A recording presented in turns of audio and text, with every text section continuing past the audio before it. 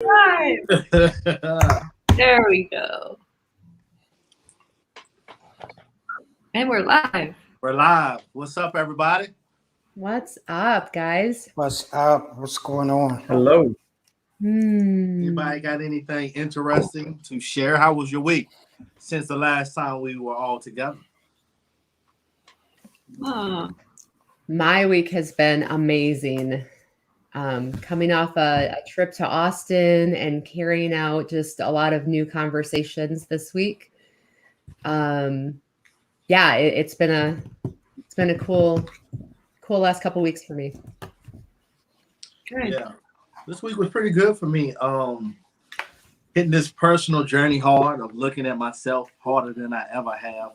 I'm finally realizing that the study of self is a forever thing. So I'm always going to learn new things about myself. But what I'm learning is to slow it down, just to pick one thing at a time and to kind of go with that until I feel like I'm satisfied before moving to the next subject. You know, Jaris, staying on that for a minute, a really interesting thing that I learned on that one is to not stay on it too much. Like sometimes I think that we're done quicker than we think we are. And that's one of the things that I definitely recognized in Austin last week. But there were a couple moments that I'm like, oh yeah, like I thought that was still a thing, but it's gone. Mm-hmm. And sometimes I think in just the thought of moving forward and taking action, we are sometimes actually further ahead than we give ourselves credit for. Yeah.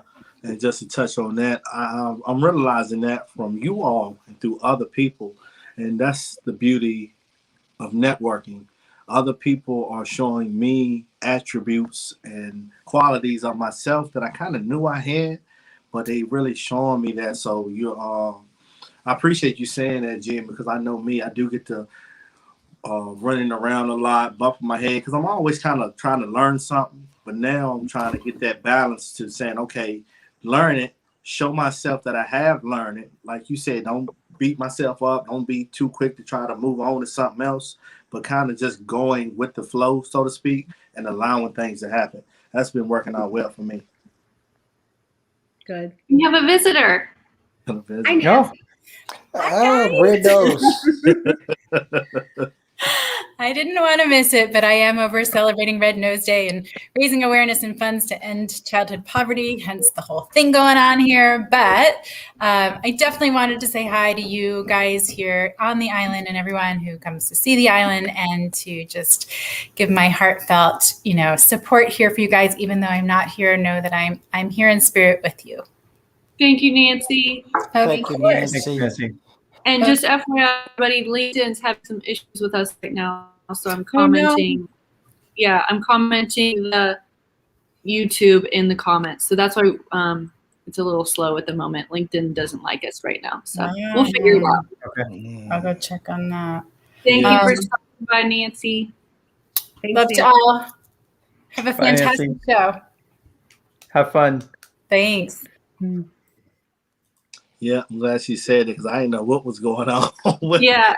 What was going on? Yeah, that's what's happening. I'm working on it. Okay. Anybody else want to go and share how their week was? Sure. I can share how my week was. My week was great since I last saw you guys, even though I was not participating in this discussion on this platform. But my week has been good. It's actually been awesome. I in the verge of closing a UK deal today. I was on the phone with some attorneys and diversity inclusion people, and they saw a couple of my shows. Got real insight with this group I'm in, Growth Academy. And it was a lady that's there. She kind of worked in Parliament and all of this, and she was trying to build a video presence.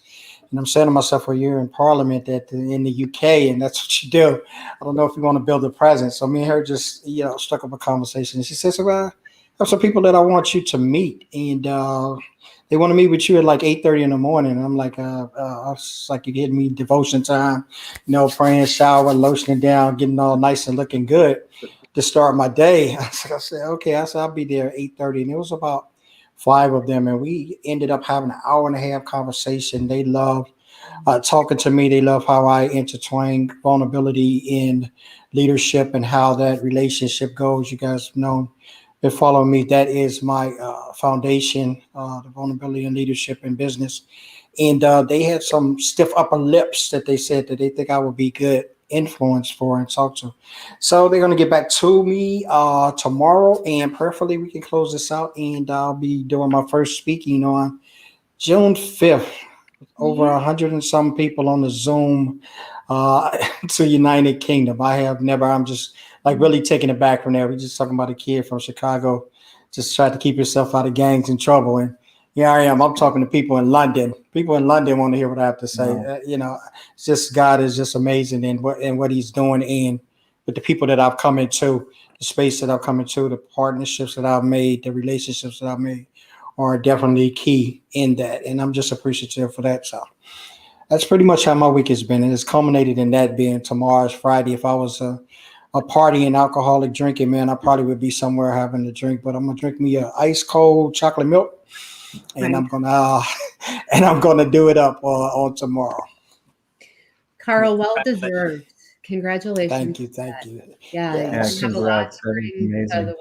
Yeah, it's come from a long way. I remember just a little bit over a year ago, I was working in finance, and if you guys ever get a chance, and I'll put that post up of that year picture that I took that post. I took it. Yeah. One picture looked like I was on death row, and the other one was how I look now. And I had not known that my life had really got to that point that's how I look was really how I felt, and I couldn't see that.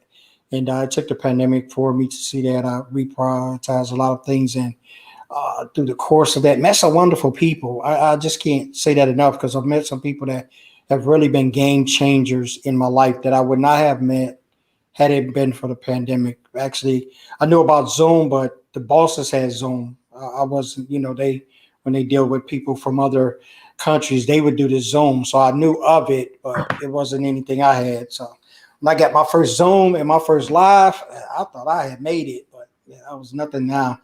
It's where I am now. It's what's good. And I have a lot of people to thank for that, including you guys, including you too, Jimmy. I'm not leaving you out, man. Including you too. I'm sure you said something, you posted something, or you was on the line or something. If you're with this group right here, I know it was meant to be as well. So I definitely have to include you in that celebration. I appreciate all y'all. Right back to you, Carl. Yeah, that's great. Yeah. Kelly, how was your week? It was an adventure. I personally, emotionally had a lot of breakthroughs. I felt like I just went through a lot this week, because physically I was totally down and out. I got my second vaccine shot on Monday, and it hit me hard. I was, unable to get out of bed, and, fever, and just everything hurt. The sheets hurt, it was one of those. And I felt like there were several times where I felt like I was on drugs. I was like, nothing makes sense. It's messing with my mind. But it really turned into such a great opportunity for reflection. And so much came up during that time for me. There was a lot of meditating going on. There was a lot of crying, like, what is happening? But I feel like growth happened during that time period. So a lot of good things, even through the misery, I can look back at it. A lot of good things. And now I'm vaccinated and can travel overseas. So there you go. What was the number one, Kelly? Like the number one thing that you would say, this is the biggest growth piece that I had this week? How do I put it into words? The biggest thing was kind of a realization about my expectations towards others, and how I need to fulfill that. Essentially, I need to fulfill things for myself. I need to be complete within me, and not look for other people to make me complete. I love that. I love that too. And I just want to pause on that for a second. That is something that I have been deliberately working on for a long time now. Is that self-love, really understanding what it means to me. And so far, what I've came up with is when I understand myself, practice self-love, and I become accustomed to who I am, who I'm becoming, and who I was, even as a child, that is a direct avenue for me being able to interact with other human beings because I'm learning myself. I have accepted myself. So a lot of times when I'm dealing with other people, I know myself. I'm in control to a certain degree of my own emotions and my own way of thinking. So I'm not aggravated as much. I don't get upset as much. I don't get irritated about small things now because I'm understanding who I am. So to that point, Kelly, that's something very, very good. Yeah, it is. Thank you. Right. What's up, man? Talk to us. How was your week? So- I'm not calling you James or Jimmy, just so I know. Well, I'm open to either. So the Jimmy Jam thing goes back a long time with Darren and I, with D-Roo and I, and he encouraged me to use that. And I'm getting messages now saying, "Is it okay if I call you Jimmy Jam?" And people like saying that, and yeah, it's great. I had a great week. I've been spending a lot of time in making sure that I'm really present. Like when situations come up, this may seem like a small thing, but even this week, the kiddos were going off to school and somebody throws I don't know, a French fry or somebody, at somebody, and my little one gets upset because and I know why he's upset. He wants to go, tackle Big Brother, but, just to say, hey, all we have to do is stop the car. They were just pulling out of the driveway, stop the car, get the French fry or whatever it was and throw it away. And all too often and that came from the reflection of the time I've been spending with myself in those moments when I choose to pick up something and take it with me versus just letting it be what it is. And I get to choose whether or not I take it with me. So whether it's something I disagree with or an approach, it's been incredibly empowering to know that I have to consent to whatever that is for it really to upset me, and when I go back over this week, it's been one of the things and this has been ongoing just because I love that self-reflection of going, I know when I get upset, it's over something that's typically small. The big stuff I'm pretty steady on. The small stuff will rattle me. But the reality is, okay, if I can't find my phone, where did I put it down? It doesn't have to get me so upset.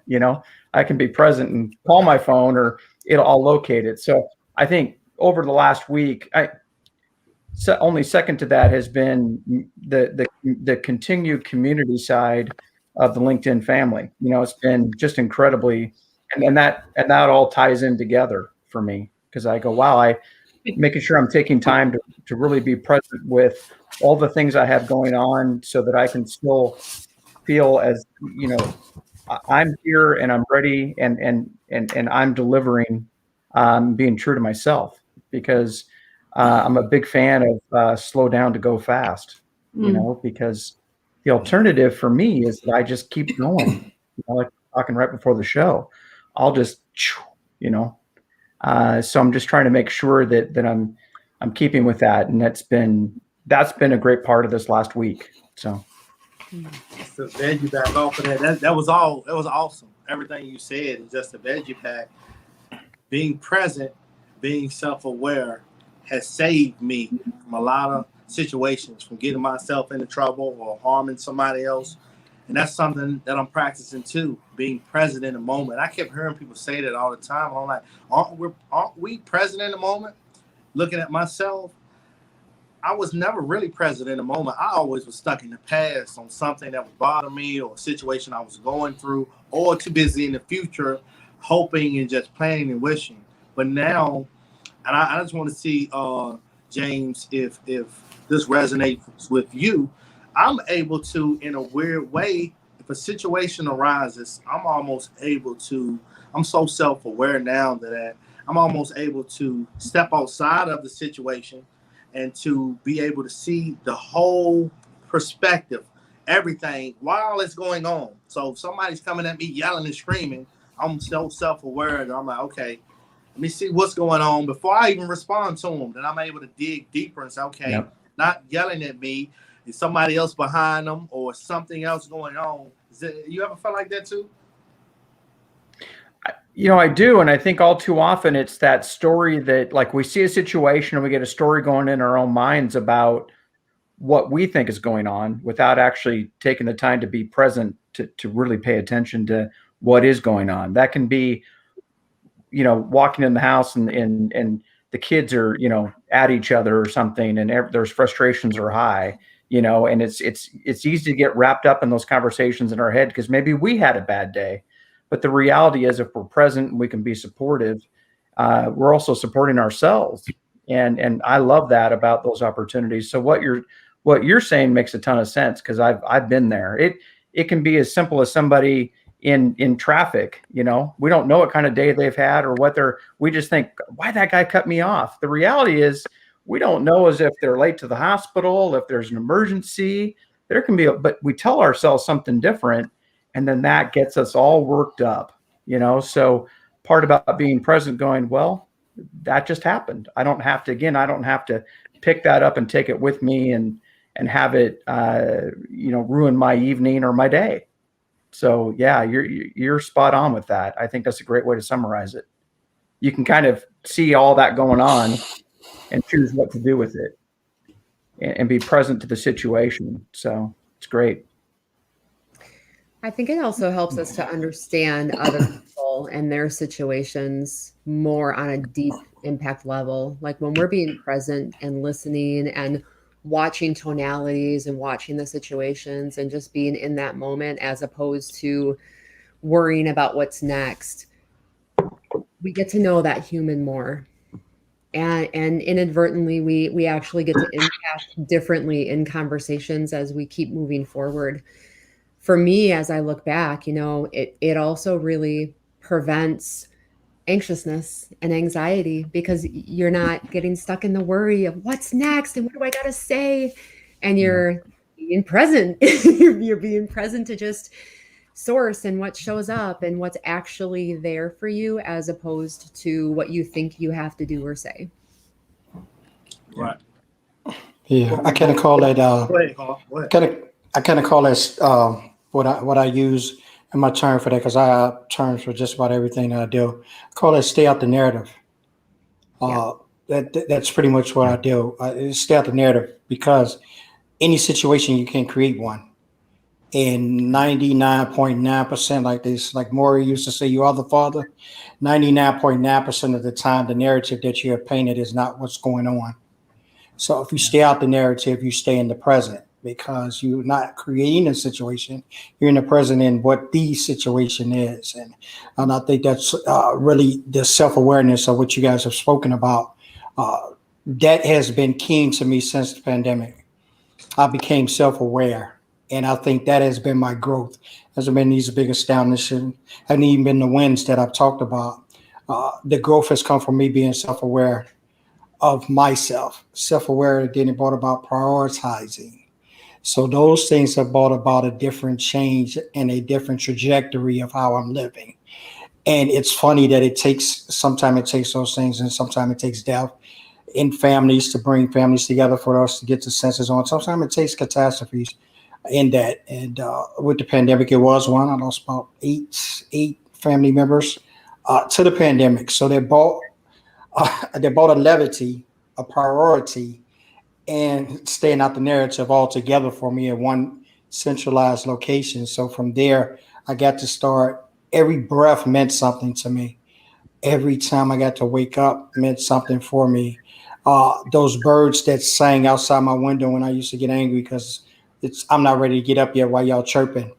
That's music to my ears now. And that's staying out the narrative. That's what I've created with my self-awareness. And it brings about a peace, regardless of whatever Joe's going over. So I think I made a video last week that it was just a funny video. I just got cut off.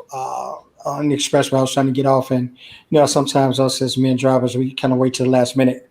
And I tried to like shoot and get off, and this lady shot this way, cut me off, and I was screaming top of my lungs inside my vehicle driving. She was going about her business. I was going up the ramp to exit.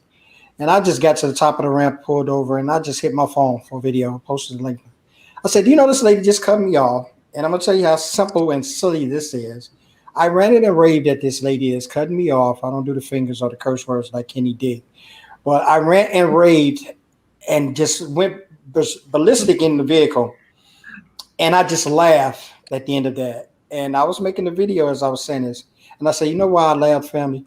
I laughed because she had no idea that I was talking about her, that I was yelling at her.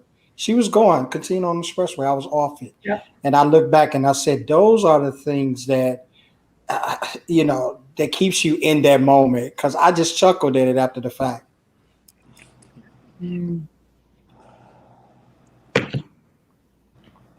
Yes, I don't talk like Kenny D. Yeah, so we fixed LinkedIn, but if that is great. It's a different link. So if everybody wants to go in and comment or something on the new link, I linked the new link. This is confusing. I posted the new link in the comments of the original post. So let me help you out, Kelly. For all of you all that are watching, go to the page where it's normally played. Go down into the comment section. Click that link. Come on and engage. We'll see you in a few minutes. Right. And really the problem isn't the people who are watching because they're here. The problem is us. I was going to catch that, Kelly. I was going to say, because you're probably talking to them. I was trying to communicate to the four of you that maybe we should go to those. You know what? Once you said that and it got out, it was one of those things like I can't pull that back in. So I just rolled with it. I just went on out with it. It was done. You clarifying. I needed somebody to speak my words more clearly. Once it got out there, I was kind of done. I was like, okay, Carl, where you going? So good. Let's just finish it up, right? If you're watching, you're good. If you're here, thank you for being here. You found the right link. Right. You're good. Yeah, feel free to, page people who are normally here and to help us get them to the right place. I always forget to page people. I never page people. I gotta learn that page. I'm gonna start paging people now. There, right? Yeah, I'm gonna start. I'm gonna start. Is this sort of like Clubhouse where you kind of like ding people? I guess we can do it that way. We can do whatever we want to do. Do how we want to. Yeah, man. We page in a couple people. Then Kenny D is talking about Jimmy. It doesn't take Kenny D long to entertain himself. That's for sure. No, it doesn't. If the curse words will be coming soon, give him a little time. Oh man! Not let me ping anybody or page or tag anybody. So it's not. Yeah, that's all right. All right. Well, we all. Yeah. All right. I guess y'all want to move on to the topic or what? Let's do it. Yeah, let's do it. Let's do it. Absolutely. Absolutely. Well, we want to talk about rejection, and I wanted to just throw it out on the table as an open discussion, not trying to go in one category or another. I like the way you, James, has started out the conversation. I don't know if you want to go first or not, but I don't know if you want to share that personal story, but just in the direction you were going with rejection, I thought that would be good. If not, I'll take it.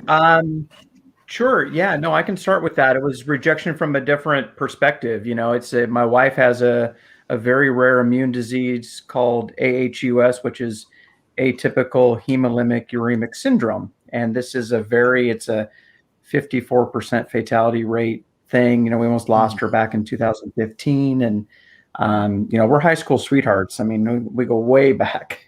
And, it's been, that time was incredible. A lot of amazing miracles during that time. And she's been on this drug to keep her, to keep all that at bay, so that her immune system doesn't harm her. And so we're talking to the doctor today about taking her off the drug because they feel that she's been on it for 6 years. And so with that, her body may reject that. And so that's where rejection came in from that angle. And, one thing we talked about was that I think all too often in life, we feel like there's obviously, we would love, so she doesn't have to go get these treatments. It's an IV treatment. It takes 4 to 5 hours, and it's a process. And then she has to be reminded that this thing's with her wherever she goes. And it'd be great if her body doesn't reject that. But at the same time, preparing for both ends of that, saying, there's also clarity at the other end of rejection, which is a beautiful thing, in the sense that we'll know. So we'll know, can she go through the rest of her life without having these treatments, or will her body reject that and she'll have to go back on it? But there's clarity there. And so, we talked about it briefly before the show that, out either side of that, if we're preparing ourselves, it's one of two answers. It's like rejection. It's a yes or a no. And if we walk ourselves through both ends of that, we certainly have a preference. It would be great for her not to go in for these treatments. So that's the preference. But we don't get to choose those preferences. Those play out, separate of what our wants and where we think things are going. So it was a different spin on rejection, but there's parallels there. It's still rejection. It has a lot of different applications in our life. And that was it was interesting timing because we just went through this today, and I'm a firm believer, like in that example, I led with, what are your wishes? She wants to try it, and I'm going to support that, because my approach is, this has to come from her, not from me, because it's her body, it's her choice. She lives with this. We have 2 boys at home and all the things that she carries along with her. So it's really been, once again, communication, community, all those things have a huge application here, in my opinion, in the rejection, because it's, again, if we're left to our own, it's back to the incident on the road. If we allow ourselves to get all wrapped up into the story, we might get lost, and we might not be able to talk ourselves through the fact that there's actually beauty there's beauty in both answers. It's just we prefer that the rejection doesn't happen, but There's still no clarity, which, in my opinion, clarity is beauty. There's always beauty in clarifying moments in our lives. And that's when breakthroughs happen, and it allows us to stop that narrative, as Carl was saying. I think that's a beautiful way to summarize it. So, James, sending all the best to your wife, by the way. Yes. Yes. yeah, thank you so much. It's the same thing, James. We're very strong in faith, and we're very strong in our love for each other. And it's she's my life, and we've actually been together since we were sophomores in high school. So, and we waited 10 years to get married, and we waited 10 more years after that to have kids, and we just had a lot of selfish years to really become best friends. It was and I know I'm fortunate. I mean, I know I'm fortunate. I'm super blessed in that department. So, but thank you for that. She's doing great. She always has been. She doesn't get sick. We also got news today. She can have the vaccine. We didn't have that till today. So that's another victory right there. Again, clarity, she can have you can have it. So good. Yeah. Good stuff, man. So that was kind of my rejection lead in for tonight. So I listened to that. I appreciate that. And it just brings everything into perspective. Doing it when you hear that, not in the essence of dare I say it, looking for sympathy or anything of that nature. But when you hear that, and even the story and something that you're living with, and it brings it even more pertinent to the heart of your childhood sweetheart. It's a lot of gravity into what you're dealing with, and even in that perspective and the perspective of which you're looking at it, which I could totally appreciate, and the love there. Even I see it in your faces. I'm one of them guys that I'm kind of attentive to everything, and you glean when you talk about her. You can see the love in your face when you describe even the pain and the parallel of what's going on in the situation. Because I just felt all the love, and even as you're explaining that, and even in the moment of that being rejection, even the highlight of you saying about the vaccine. It's like you look like a kid that had just got the toy they wanted for Christmas. Yeah. And in that essence, so those are the things that I appreciate about interactions with people. Sorry, guys, I'm not this deep philosopher, guru kind of Yoda guy, but I do a lot of things, looking at people on a spiritual level and discerning people and just reading people. I've done it for years, and that's amazing, Jim. That's amazing. Agreed. Great. Yeah, thank you. Yeah, no, we're excited. It's a new chapter, and it's that's always a good thing. So I'll keep everyone posted, but we all collectively feel great about it. So it's good. Yeah, that's a good thing. That's a good thing. Rejection. So I have a lot on this one, especially over the last week. I look to twofold for me right now. And right now it's unique because the clients that I work with are definitely facing rejection. And a lot of the people that I work with directly struggle with anxious moments and self-doubt and that self-criticism. And it often stems from what their perceived impression is of when they've been open and when they've had feedback and when they've openly shared their voice and they've felt that rejection, and helping someone in that moment to just, I think in this one's unique because I think that people are going to face it. People are going to face rejection, and they're going to face criticism, and they're going to face people disagreeing with them, and helping people to understand that still being true and honoring what you genuinely feel and just standing in your power of your trust of your thoughts. That's, I think, the gift that we can help people through, even if they face disagreement, because fact is we're all going to face it for our whole lives. Mm-hmm. And I think it's twofold for me. It's accepting other people, for one, accepting no matter what their perspective is and no matter what their experience is, because that's how we can help humanity level to stand in their power and to really break through the self-doubt and self-criticism by honoring other people's thoughts and experiences. But on the other side, for that person who is going through that anxious self-doubt moment, giving them the power to say, no, keep going, keep talking. I want to keep hearing you, and helping them to break down their own doubt. That's my initial thought. And I have an experience that I want to share with everyone once everyone else has a chance to share their thoughts. Fine. You want to share it now with me? I'm fine with that. Yeah. Yeah.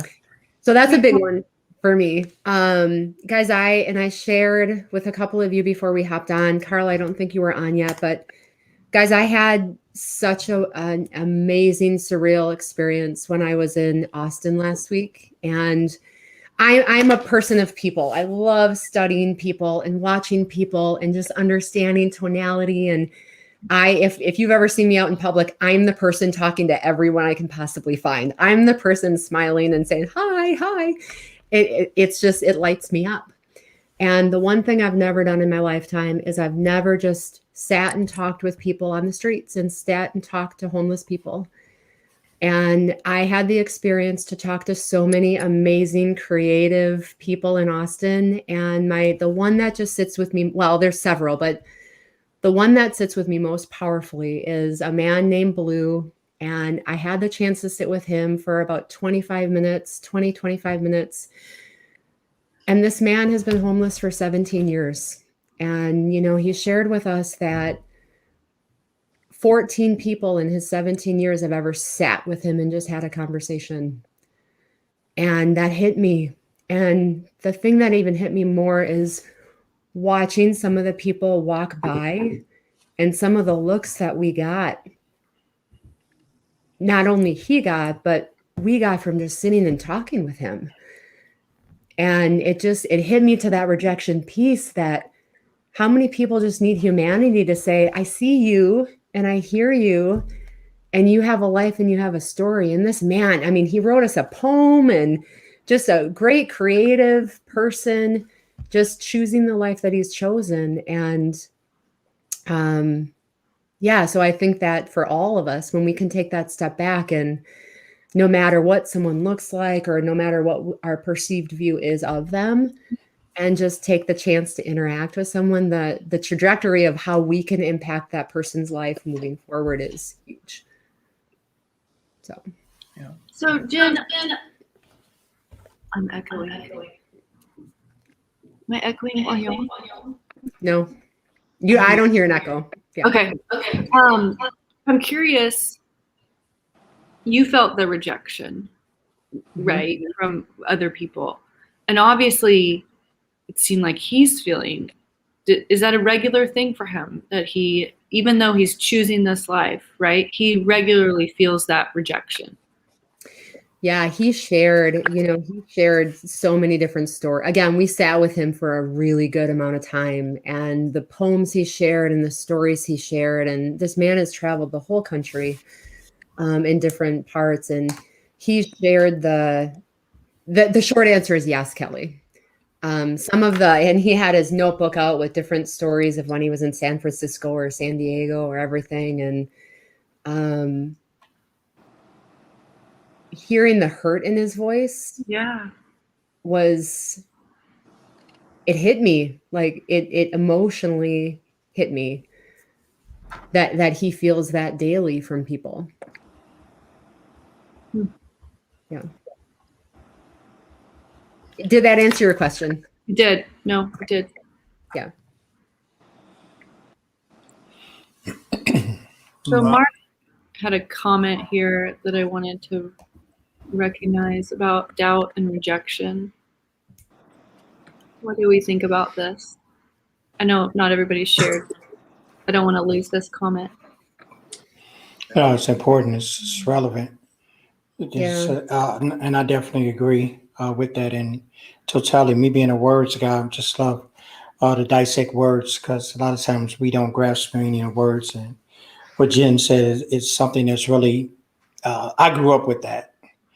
To see that was the city I grew up in, Chicago. Some areas are there, that they made whole encampments. And you got to know about Chicago in the wintertime. There's no place to be sleeping out on the street. And my dad used to get us up on Saturday, me and my siblings, and we used to we used to go downtown to the shelter. And Mark Benkover is on here. He's Chicagoan as well, and we used to take food out and stuff. And a lot of those people, we look at situations and rejection. I just go to that rejection point, and that rejection is heavy. It's like just a dictionary version of dismissing or refusing. Like that is to the extreme. It's not like someone saying, okay, or maybe someone playing along with you and say, no, I don't want that. When someone rejects you, I mean, they're dismissing all of that. Mm-hmm. That's a weight. And not only are they dismissing that, they're refusing that. So they're getting you out the way. And then after they've gotten you out the way, they're not even acknowledging you. That's what rejection is. So when we take the totality of the understanding of what that really means, then you understand why it hurts everyone that deals with it, how it can be devastating to it. And I can imagine that this man sat there, because I've sat and talked to a lot of homeless women. And the first thing I thought as a young kid, it's got to be what they want. Like you're grown. I'm living with my dad and mom and my parents, and we all got a house to go to. And I mean, you're an adult like they're an adult. I'm trying to figure it out as a 7, 8-year-old. It's got to be what they want.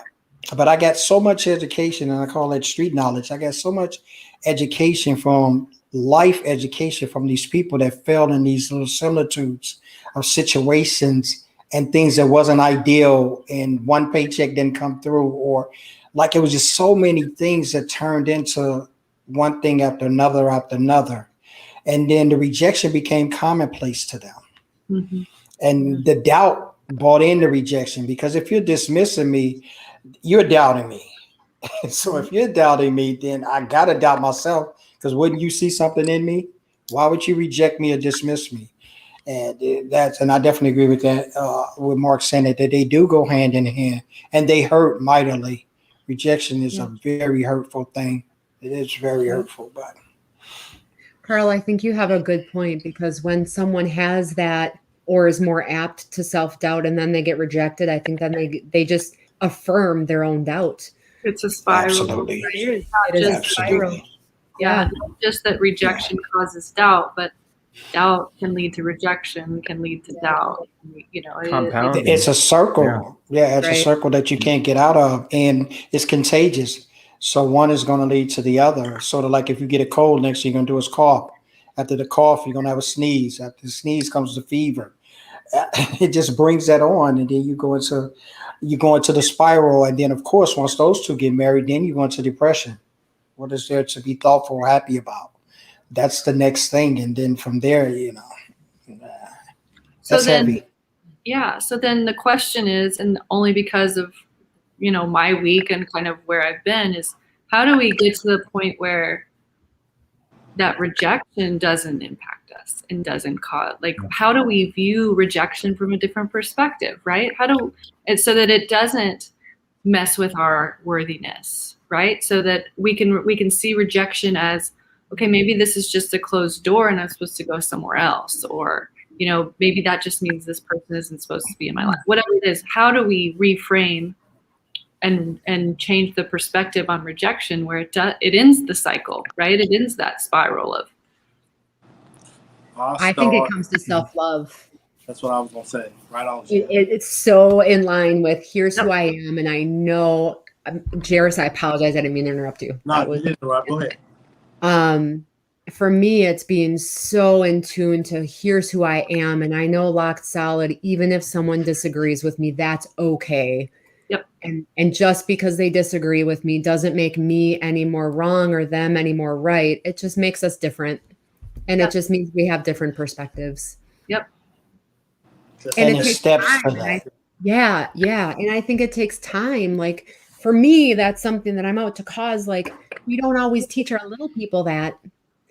And we need to teach our little people and our young people and adults, of course, like from the littlest age, how to make different okay, and how to make perspectives okay, and how to be okay with saying you don't have to go with the crowd, and it's okay if you disagree, and you can still be friends. And these are all okay things. They're actually good things. Yeah. That's a bit more. What you were saying, Jen, with the self-love, self-awareness, it all starts with self. See, I was dealing with some of the same situations with being rejected. But when I looked at myself, I got a better understanding of the overall situation. I wasn't being rejected. We just didn't have the same values. We just were different. But holding on to my personal feelings, when you look at yourself and you self-aware, you understand. For me, I understand my own personal motives, right? So when somebody's rejecting me, I'm only feeling bad about it because I wanted some kind of personal gain.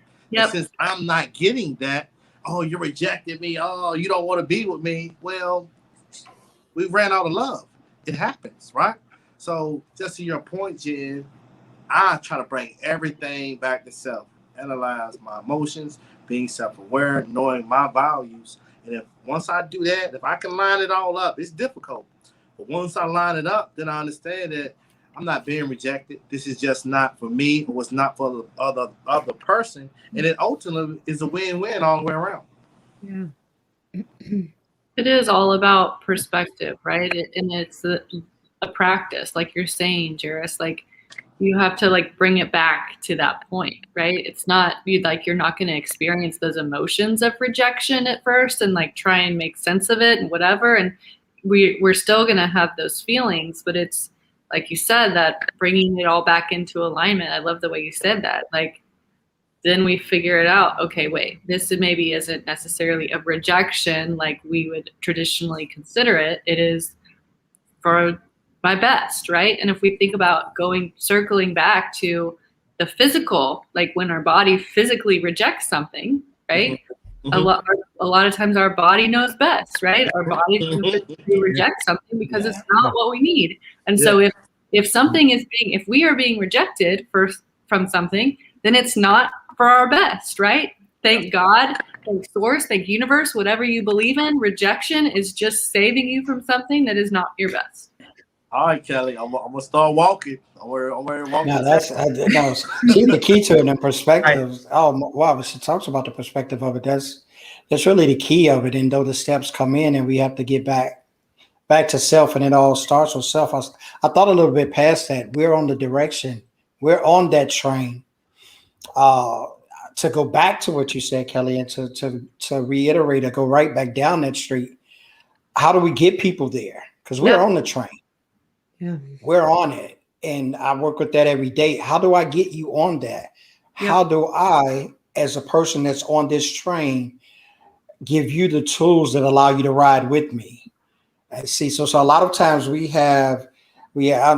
sorry, I'm a why communicate guy. That's how I do everything. If I get the why and communicate about it, I got a resolution. Yep. And when you think about the steps in there and the perspective that you're taking and Jaris said, a lot of people play that. That's a card to a lot of people. That because they're in it for gain, and when the gain is not gotten, then the perspective is, oh, I was rejected. Well, what was the motive behind it? Was it really rejection, or was it that the motive that you had no merit and someone saw through that? Yeah. So when you talk about the steps to this, I go back to what Kelly said, and that perspective is, how do they view that? How did the individual you're talking to, how did they view that, Jen, when you talk to the homeless people? What was their internalization of that rejection? And how can we, that's already on this train of, I got to stay centered, I got to stay self-aware, I got to stay stealth, I got to stay in the moment. We know those things to say, but how do we generate those responses to those that have fell so deep into what they're in?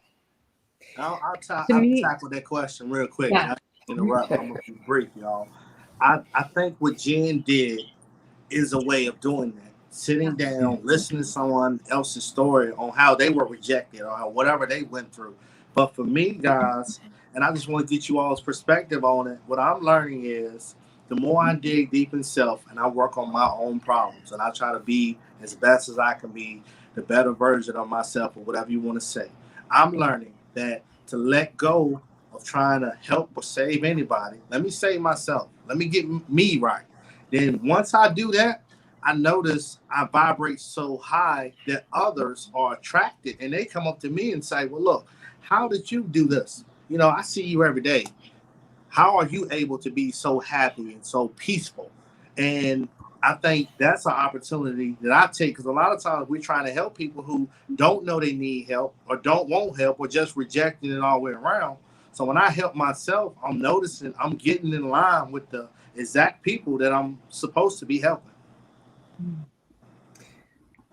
Yeah, I think for me, it comes to a couple things, all of what everybody else already said, and just believing in people. I think that people just need someone to believe in them. And for me, when someone knows that someone else believes in them, they're more apt to believe in themselves often. And for me, it has also become, every time I can, giving them nuggets of how to let those limiting beliefs go. Because oftentimes that's just that little thing, that limiting belief that's holding them back, that if we, as people who have already gone through all the steps and who have already been long into their journey, dare I say, not even close to anywhere we want to be yet, because I think journey is going to be forever. But if we can take the tools that we know and drop seeds every time that we get the chance, or for me, if I hear someone defeat themselves or cut themselves down, I call them out on it. Like, don't do that. So for me, those are what I stand to lean into. But the number one is just believing in someone else every time I get the chance. So I love it. Jaris, I want to go back to what you said. So it circles back to, it's all about self, right? Like, we can only control this.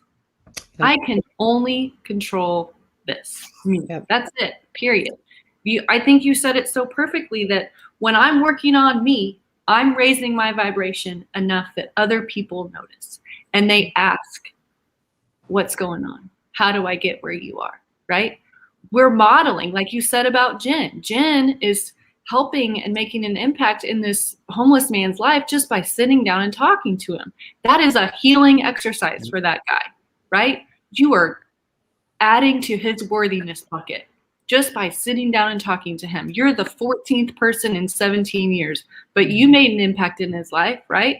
We're modeling, we're healing, but number one is we're doing us. We're focusing on our own growth and letting that, like the Pied Piper, and let people follow, right? People will be drawn to you because your vibration is high. We cannot change other people.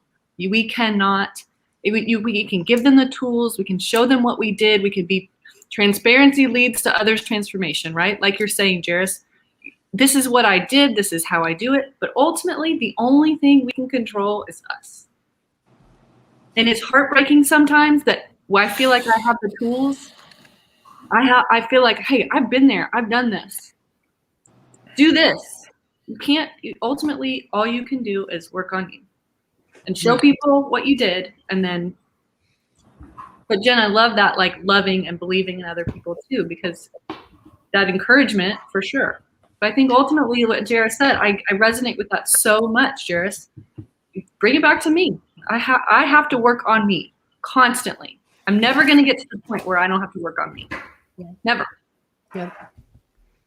It's a job continuously, and the ways that are there are the ways that may work. Jen, that individual that was there sleeping on the streets, he needed that. He needed that. That was what he needed. But that may not work with the corporate guy who's holding on to rejection his entire life, and he's walking around humdrum. Jaris hit it on the head with going back to. When you come to the self-aware, you continue to want to work on self. This is a job. That's why I used to tell other people that I got 6 months to mind my business, and I got 6 months to leave yours alone.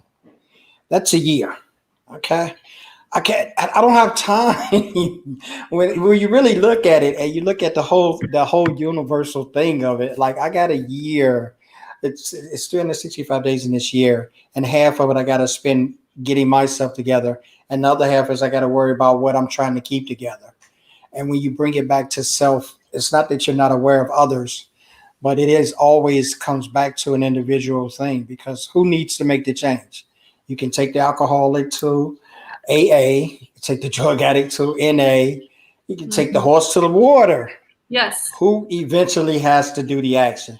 The individual that's gone there. So though we can love them to a place, we can support them to a place. When they get there, they got to take on that place. And I think that's why I can really resonate with that totally. You guys are good. I feel, man, I'm just a therapy session.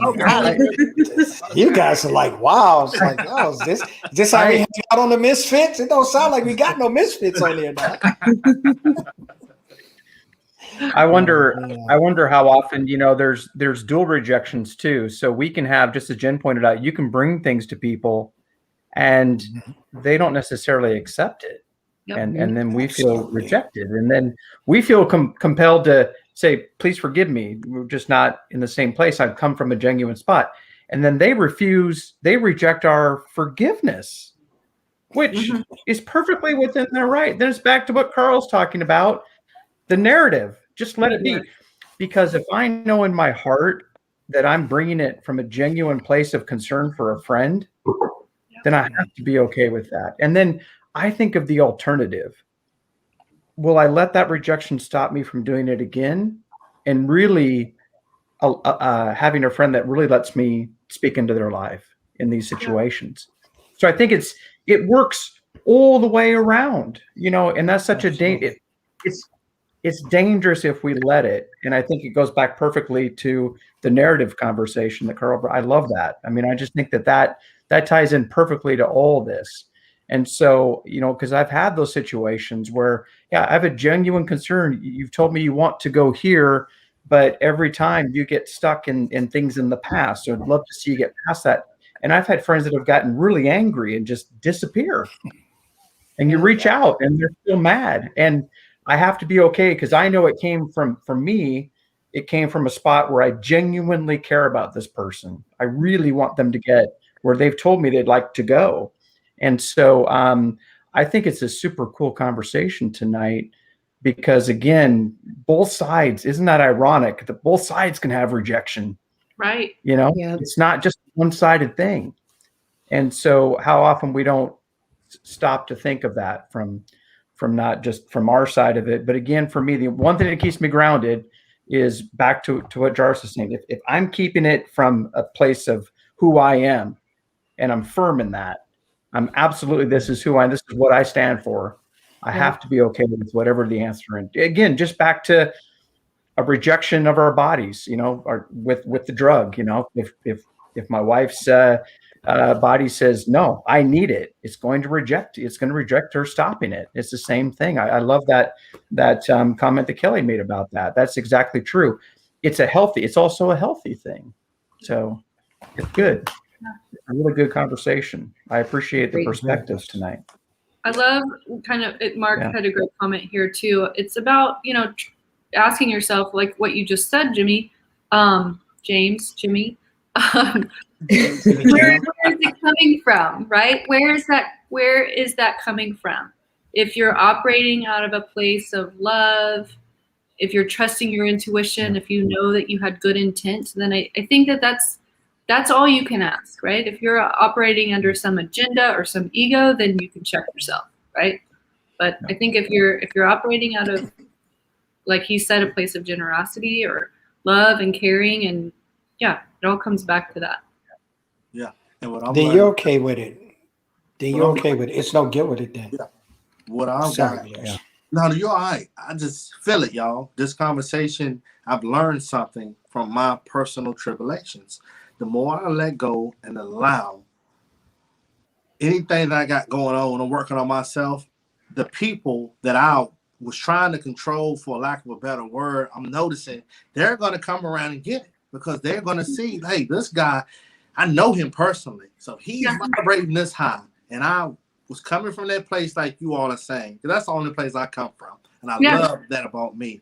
Then I know somewhere down the line, it's not on my time, but as long as they get it, that's what it's all about. Passing the light on to somebody else where they can have the same aha moments that we all had, even if it's something simple. That's what it's about to me. Seed planting. You guys are. Sometimes we just have to plant the seeds. It's nothing else we can do. Yep. There's nothing else we can do. So sometimes we got to drop and move because it's beneficial in that season to just plant. As soon as you plant it, don't grow. Mm-hmm. So if you look at the harvest and you look at, nature, and you look at everything works around the same symmetry. So when you look at it and you say, okay, I'll plant the seed. I'm gonna come back later. Something gonna be grown there, and that's the same with humans. I plant stuff in seeds. I plant stuff in seeds in my children that I planted in them, and now I'm just seeing them reacting on stuff I told them years ago. And I said, okay, that was a good place to put that. And I do that with anybody that I talk to. I plant the seeds. Oh yeah, Jaris, stop trying to control Mark, man. He's something to control. I plant the seeds, and then and sometimes you get the opportunity to come back and water. Yeah. Sometimes you get the opportunity to come back and harvest. And like you say, sometimes they circle back. And when they circle back, you done learn yourself, you done elevate it higher. So then you're more prepared to give them the best version of that. Because a lot of times, the people I'm dealing with, I'm like, it's best that I'm separated, because I would give you the version that leads to me controlling on my personal agenda. So when you come back, I can water you with, give it all to you right. I don't have to have no personal agenda now because you came back. You see what I'm saying? So to your point, Carl, I appreciate you letting me in on that, because I just learned something new. Yeah, you got to plan. I'm a planner. I love that. Sometimes I go back. Yeah, sometimes I go back, and I say it, and I was saying it when I say that. It's because I've had opportunities, because I planted some seeds in LinkedIn a year or so ago, with certain people. Yeah. And I've come back and I've seen those seeds grow in those people. And they've came back and said, man, when you told me such and such, like at the beginning of the pandemic, and it goes there, everything goes back here, and I bring that video up to my Netflix and I play it. Oh yeah, I remember we had that conversation. Huh. They say I did just that what you said, and then they explained to me all of the things that have come from that. And I said, that's amazing. I planted that seed, and that's all I wanted to do at that point in time. I didn't want to do anything else, but it did it on its own, and through the growth of the people, that's what it was. And this conversation is awesome, man. I just feel like, wow. It has been such a great conversation. So we're at an hour, and before he steals my seat. This is great. Before we close, we like to end the island. Jaris, take over. All right, guys. Next week will be the last show of season 1 for the island. And make sure I slow it down so I say it properly. Next week will be the last season for the island, and next week we're going to go into some more details about when season 2 is going to start and all kind of fun things that we have going on. Thank you for the alley-oop, Kelly. You're welcome. But also, Kelly does a great job. we usually end on now I'm not thinking of the word. What is it that you would like for us to amplify for you this week also? Yeah. So if there's something like if you're going to be live on a show next week, or if there's something you're working on, or anything that we can help support you and promote for you, or, just even if it's something as simple as send me good vibes on this day, right? Pray for me on this day, whatever it is, right? Is there anything that in the upcoming week that we can amplify for you? Yep. And if you're watching, please put whatever it is in the comments also, because we want to have this be a community-wide thing, not just for people on screen right now. Perfect. And big thanks to everybody that has supported us this far, because this is a safe space that we created not just for ourselves, but for other people. And before we say our goodbyes, does anybody have any closing words?